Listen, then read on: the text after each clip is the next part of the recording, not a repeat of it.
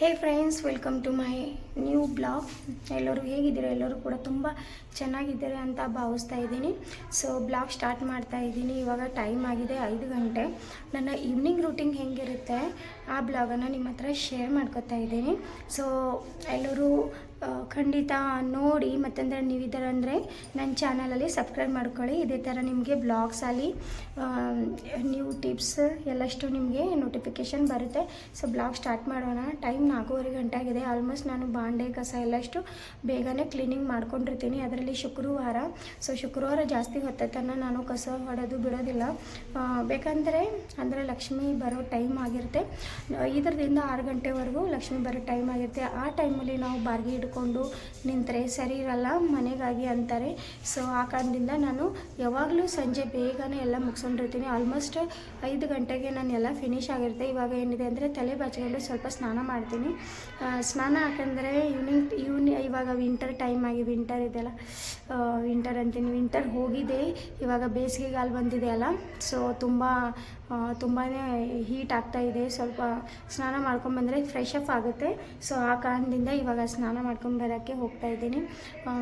ಏನಪ್ಪ ಅಂದರೆ ಇವಾಗ ಚಿನ್ನಮ್ಮ ಮತ್ತಂದರೆ ಆರ್ವಿ ಕೂಡ ಸ್ವಲ್ಪ ಅವ್ರ ಅಪ್ಪಾಜಿ ಹೊರಗೆ ಕರ್ಕೊಂಡು ಹೋಗಿದ್ದಾರೆ. ಸೊ ಈ ಟೈಮಲ್ಲಿ ತುಂಬ ಫ್ರೀಯಾಗಿ ಕಾಮಾಗಿ ಇರ್ತೀನಿ.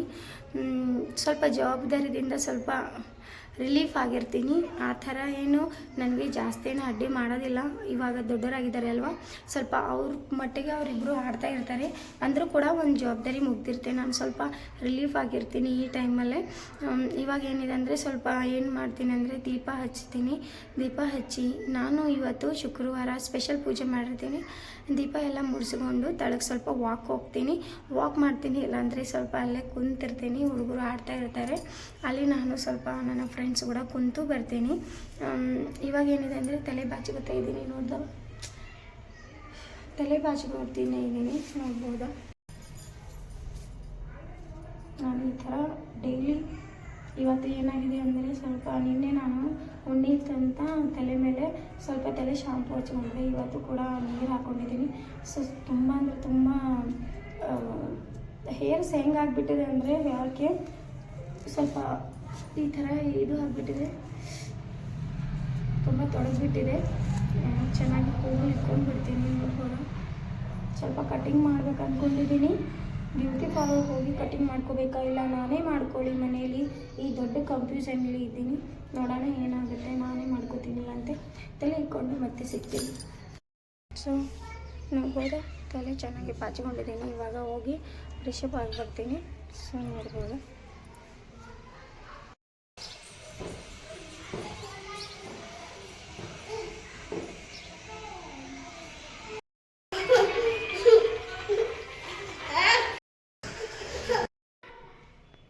ನೋಡ್ಬೋದಾ. ಇವತ್ತು ನಾನು ದೀಪ ಕೂಡ ಮುಡಿಸಿದ್ದೀನಿ. ಸೊ ಇವಾಗ ನಾನು ತಳಗೆ ಹೋಗ್ತಾ ಇದ್ದೀನಿ ಫ್ರೆಂಡ್ಸ್. ಸ್ವಲ್ಪ ತಳಗೆ ಹೋಗಿ ಬರ್ತೀನಿ ರಿಲೀಫ್ ಆಗೋಕ್ಕೆ. ಸೊ ಫ್ರೆಂಡ್ಸ್, ಇವಾಗ ಏನಾಗಿದೆ ಅಂದರೆ 7:15 ಗಂಟೆ ಆಗಿದೆ. ಇವಾಗ ಏನಿದೆ ಅಂದರೆ ತಳಗೆ ಕುಂತು ಸ್ವಲ್ಪ ರಿಲೀಫ್ ಆಗಿ ಬಂದಿದ್ದೀನಿ.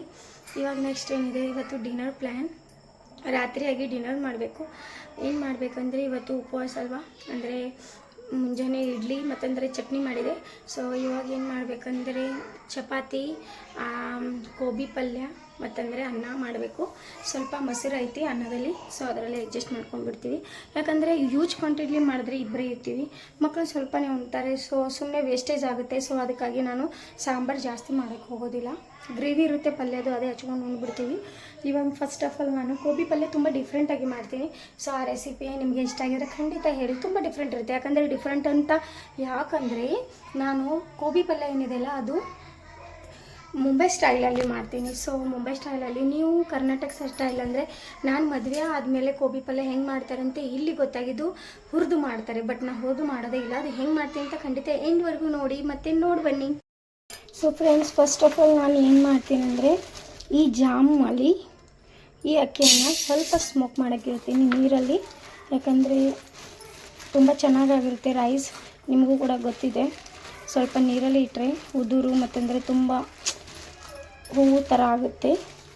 ಇವಾಗ ನನಗೆ 2 ಜಾಮ್ ಅಂದರೆ ಜಾಸ್ತಿ. ಇದು ನನ್ನದು ಮೆಜರ್ಮೆಂಟ್ ಇದೆ ಫ್ರೆಂಡ್ಸ್. ಸೊ ಸ್ವಲ್ಪ ನೀರು ಹಾಕಿಡೋಣ.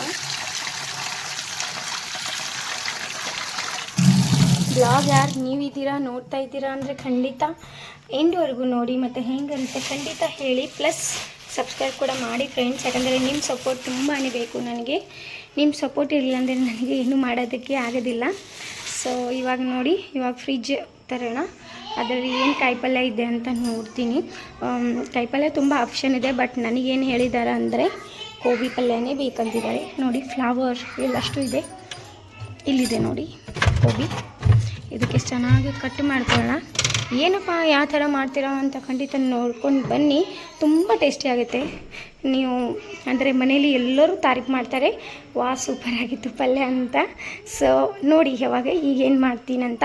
ಫಸ್ಟ್ ಆಫ್ ಆಲ್ ಈ ಗೋಬಿಗೆ ನಾವು ಕಟ್ ಮಾಡ್ಕೊಳ್ಳೋಣ. ಬನ್ನಿ ಕಟ್ ಮಾಡ್ಕೊಳ್ಳೋಣ. ಸೊ ಫ್ರೆಂಡ್ಸ್, ಇವಾಗ ಇದು ಕಟ್ ಮಾಡ್ಕೊತಾ ಇದ್ದೀನಿ ಈ ಥರ.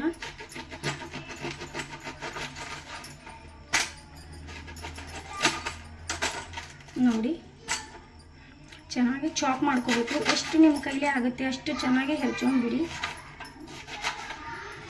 ಎಷ್ಟು ಚೆನ್ನಾಗಿ ಕಟ್ ಆಗುತ್ತಲ್ಲ ಅಷ್ಟು ಟೇಸ್ಟಿಯಾಗಿ ಏನಂತಾರೆ ಇದು ಸಬ್ಜಿ ಆಗುತ್ತೆ.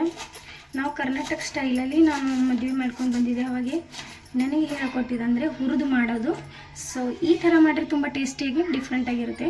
ಎಲ್ಲರೂ ಕೂಡ ತುಂಬ ಇಷ್ಟಪಟ್ಟು ತಿಂತಾರೆ, ಈ ಖಂಡಿತ ಗ್ಯಾರಂಟಿ.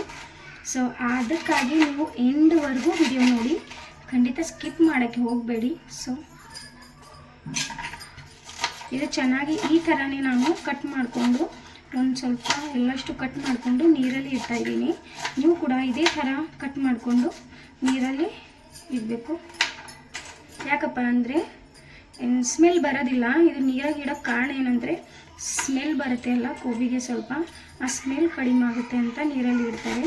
ಹುರಿದು ಮಾಡಿದ್ಮೇಲೆ ಏನಾಗುತ್ತೆ ಅಂದರೆ ಆಲ್ರೆಡಿ ಅದಕ್ಕೆ ಸ್ಮೆಲ್ ಕಡಿಮೆ ಆಗುತ್ತೆ. ಅದು ಯಾಕಂದರೆ ಅದು ಹುರಿದಿರುತ್ತೆ ಅಲ್ಲ ಅದಕ್ಕಾಗಿ. ಬಟ್ ನಾವು ಹುರಿದು ಮಾಡಿದ್ರೆ ಅದಕ್ಕೆ ಗ್ರೇವಿ ಆಗೋದಿಲ್ಲ. ಈ ಥರ ಮಾಡಿದ್ರೆ ಖಂಡಿತ ಚೆನ್ನಾಗಿ ಗ್ರೇವಿ ತುಂಬ ಚೆನ್ನಾಗಾಗುತ್ತೆ. ನೋಡಿ ನಾನು ಈ ಥರ ನೋಡ್ಕೊತಿದ್ದೀನಿ, ಎಲ್ಲಷ್ಟು ಕಟ್ ಮಾಡ್ತೀನಿ ನೋಡಿ ಫ್ರೆಂಡ್ಸ್. ಇವಾಗ ನೋಡಿ ಎಲ್ಲಷ್ಟು ಕಟ್ ಮಾಡಿಕೊಂಡು ಈ ನೀರಲ್ಲಿ ಹಾಕ್ಕೊಂಡಿದ್ದೀನಿ. ಅಂದರೆ ಇವಾಗ ಇದು ಸ್ವಚ್ಛಾಗಿ 2 ಸಲ ತೊಳ್ಕೊಂಡ್ಬಿಡ್ಬೇಕು. ಇಲ್ಲಿ ನೋಡಿ ಈರುಳ್ಳಿ ನಾನು ಕಟ್ ಮಾಡ್ಕೊಂಡಿದ್ದೀನಿ. ಇಲ್ಲಿ ಹಸಿ ಮೆಣಸಿನ್ಕಾಯಿ ತೊಗೊಂಡಿದ್ದೀನಿ, ಸ್ವಲ್ಪ ಕರಿಬೇವು, ಅದರಲ್ಲಿ ಸ್ವಲ್ಪ ಉಪ್ಪು ಮತ್ತು ಅಂದರೆ ಗಾರ್ಲಿಕ್ ಹಾಕ್ಕೊಳ್ಳೋಣ. ನೋಡಿ 1 ನಿಮಿಷ. ನೋಡಿ ಫ್ರೆಂಡ್ಸ್, ಇಲ್ಲಿ ಬೆಳ್ಳುಳ್ಳಿ ತೊಗೊಂಡಿದ್ದೀನಿ, ಅದು ಕೂಡ ಅದರಲ್ಲಿ ಹಾಕ್ತಾಯಿದ್ದೀನಿ. ಇವಾಗ ಸ್ವಲ್ಪ ಜೀರಿಗೆ ಹಾಕ್ಕೊಳ್ಳೋಣ.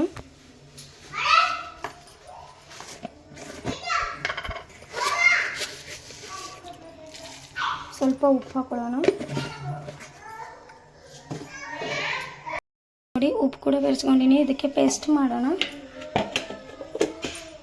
ಸೊ ಫ್ರೆಂಡ್ಸ್, ಇದಕ್ಕೆ ಈ ನಾನು ಶೇಂಗಾದ ಹಿಂಡಿ ಹಾಕ್ತೀನಿ, ಅಂದರೆ ಶೇಂಗಾ ಪುಡಿ ಅಂತಾರೆ. ಸೊ ಅದಕ್ಕಾಗಿ ಸ್ವಲ್ಪ ಶೇಂಗಾ ಹುರ್ಕೊತಾ ಇದ್ದೀನಿ. ಇದು ಹುರ್ಕೊಂಡು ಸ್ವಲ್ಪ ಪುಡಿ ಮಾಡಿಬಿಡ್ಬೇಕು. ನೋಡಿ ಈ ಥರ.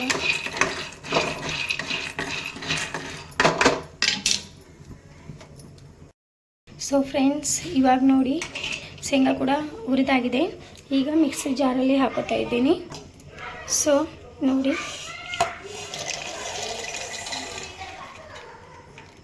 ಇವಾಗ ಇದ್ರದ್ದು ಪುಡಿ ಮಾಡ್ಕೊಂಡು ಬಿಡೋಣ. ಪುಡಿ ಮಾಡ್ಕೊಂಡಾಗಿದೆ ನೋಡ್ಬೋದಾ ಫ್ರೆಂಡ್ಸ್. ನಾನು ಇದರಲ್ಲಿ ಸ್ಟಾಕ್ ಮಾಡ್ತೀನಿ, ಅಂದರೆ ಎಲ್ಲ ಸಬ್ಜಿಗೆ ಸ್ವಲ್ಪ ಸ್ವಲ್ಪ ಡೈಲಿ ಹಾಕ್ತಾ ಇರ್ತೀನಿ, ಅಂದರೆ ಸ್ಪೆಸಿಫಿಕ್ ಅಷ್ಟೇ. ಪ್ಯಾನ್ ತೊಗೊಂಡಿದ್ದೀನಿ, ಸ್ವಲ್ಪ ಎಣ್ಣೆ ಹಾಕ್ತಾಯಿದ್ದೀನಿ ಫ್ರೆಂಡ್ಸ್. ಇವಾಗ ಸ್ವಲ್ಪ ಎಣ್ಣೆ ಹಾಕಿದ್ದೀನಿ ನೋಡ್ಬೋದಾ.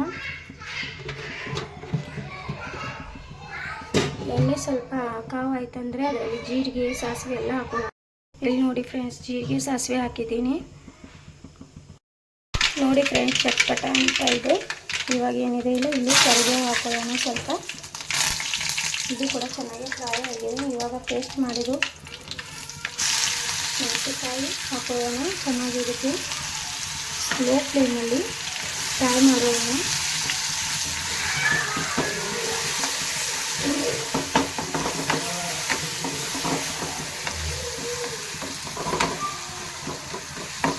ಅಂದರೆ ಸ್ವಲ್ಪ ಹಸಿತನ ಇರುತ್ತಲ್ಲ ಅದು ಮೆಣಸಿಕಾಯಲ್ಲಿ ಅದು ಹೋಗುತ್ತೆ ಮತ್ತು ಟೇಸ್ಟಿ ಆಗುತ್ತೆ ತುಂಬ. ನೋಡಿ ಈ ಥರ ಮಾಡಿದ್ರೆ ತುಂಬ ಚೆನ್ನಾಗಿ ಕೂಡ ಆಗುತ್ತೆ ಟೇಸ್ಟ್, ಮತ್ತು ಗ್ರೇವಿ ಕೂಡ ಸಿಗುತ್ತೆ. ನೋಡಿ ಇವಾಗ ಸ್ವಲ್ಪ ಫ್ರೈ ಆಗಿದೆ. ಇವಾಗ ಆನಿಯನ್ ಹಾಕೋಣ.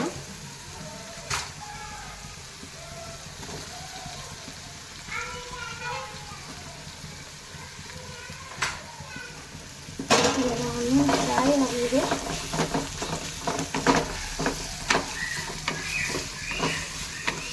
ಆನಿಯನ್ ಕೂಡ ಚೆನ್ನಾಗಿ ಫ್ರೈ ಮಾಡೋಣ.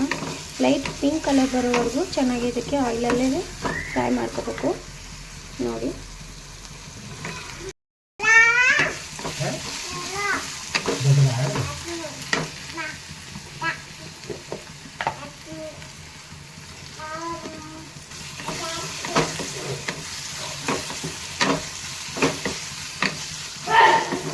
ನೋಡಿ ಫ್ರೆಂಡ್ಸ್, ಇವಾಗ ಅರಿಶಿನ ಹಾಕ್ಕೊಂಡಿದ್ದೀನಿ. ಸ್ವಲ್ಪ ಉಪ್ಪು ಕೂಡ ಹಾಕೊಳ್ಳೋಣ, ಅಂದರೆ ಚೆನ್ನಾಗಿ ನೋಡಿ ಆಯಿಲ್ ಬಿಡ್ತಾ ಇದೆ. ಇವಾಗ ಗೋಬಿ ಹಾಕೋತಾ ಇದ್ದೀನಿ. ನೋಡಿ ಫ್ರೆಂಡ್ಸ್, ನೀರೇನಿದೆಲ್ಲ ನೀರು ಬೆರೆಸಬೇಡಿ, ಯಾಕಂದರೆ ಇದು ಆಲ್ರೆಡಿ ನೀರು ಹಾಕ್ಬಿಡುತ್ತೆ. ಸ್ವಲ್ಪ ನಿಮಗೆ ಹೊತ್ತಾಕತ್ತಿದ ಅಂತ ನಿಮಗೆ ನೀರು ತಿಳಿಯಿದ್ರೆ ಸ್ವಲ್ಪ ನೀರು ಹಾಕ್ಬೋದು, ಅಂದರೆ ಸ್ವಲ್ಪನೇ. ನೋಡಿ ಇವಾಗ ಚೆನ್ನಾಗಿ ಇದು ಗೋಬಿಯನ್ನು ನಾವು ಪಾನೆಯಲ್ಲಿ ಕಳಿಸ್ಕೊಳ್ಳೋಣ. ಈ ಥರ ತಳಗ ಮೇಗ ಮಾಡಿ ನೋಡಿ ಫ್ರೆಂಡ್ಸ್, ಚೆನ್ನಾಗಿ ಕಲಿಸ್ಕೊಂಡಿದ್ದೀನಿ. ಇವಾಗ ಏನಿದೆ ಅಂದರೆ ಇದು ನೀರಾಗುತ್ತೆ. ಸೊ ಅಲ್ಲಿವರೆಗೂ ಲೋ ಫ್ಲೇಮ್ ಇಟ್ಕೊಂಡು ಇಷ್ಟೇ ಇದಕ್ಕೆ ಬಾಯ್ಲ್ ಮಾಡಬೇಕು. ಆಮೇಲೆ ನಾವು ಶೇಂಗದ ಪುಡಿ ಹಾಕೊಳ್ಳೋಣ. ಫಸ್ಟ್ ಆಫ್ ಆಲ್ ಇದು ಕರಗೋಗುತ್ತೆ, ಅದಕ್ಕೆ ವೇಟ್ ಮಾಡೋಣ. ಸೊ ಫ್ರೆಂಡ್ಸ್, ಇವಾಗ ಸ್ವಲ್ಪ ಕರಗಿದೆ.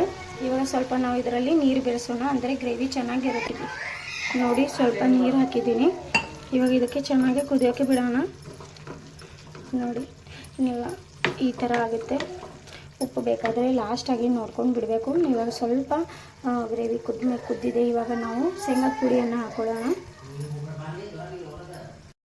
ಇವಾಗ ನೋಡಿ ಶೇಂಗದ ಪುಡಿ ಕೂಡ ಚೆನ್ನಾಗಿ ಹಾಕ್ಕೊಂಡಿದ್ದೀನಿ. ಇದಕ್ಕೆ ಚೆನ್ನಾಗಿ ಮಿಕ್ಸ್ ಮಾಡ್ಕೊಳ್ಳೋಣ, ಅಂದರೆ ಗ್ರೇವಿ ಏನಿದೆಯಲ್ಲ ತುಂಬ ಗಟ್ಟಿಯಾಗಿರುತ್ತೆ ಮತ್ತು ನೋಡೋಕ್ಕೆ ತುಂಬ ಟೇಸ್ಟಿ ಇರುತ್ತೆ.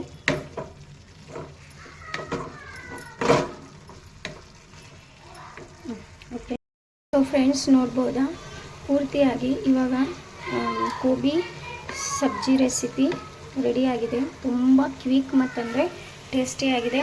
ನೀವು ಚಪಾತಿ ಗೂಡಕ್ಕೆಲ್ಲ ರೊಟ್ಟಿ ಕೂಡ ತಿನ್ಬೋದು. ಚಪಾತಿ ಕೂಡ ಜಾಸ್ತಿ ಟೇಸ್ಟಿಯಾಗಿರುತ್ತೆ.